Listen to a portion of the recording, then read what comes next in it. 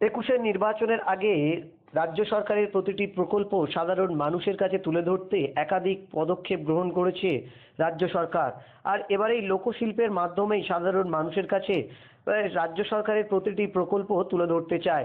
আর সেভাবেই এদিন দক্ষিণ চব্বিশ পরগনার ফলতা বিধানসভা এলাকার ফতেপুর গ্রাম পঞ্চায়েত এলাকার ফতেপুর মোড়ে একেবারেই লোকশিল্পের মাধ্যমে কন্যাশ্রী প্রকল্পের প্রচার করা হয়, যেখানে নৃত্য ও সঙ্গীতের মাধ্যমেই সাধারণ মানুষকে কন্যাশ্রী প্রকল্পের বিষয়ে জানানো হয়। পাশাপাশি জানানো হয় যে আগামী বিধানসভা নির্বাচনকে লক্ষ্য রেখেই মূলত এইভাবেই সাধারণ মানুষের কাছে রাজ্য সরকারের প্রতিটি প্রকল্পের প্রচার করা হচ্ছে।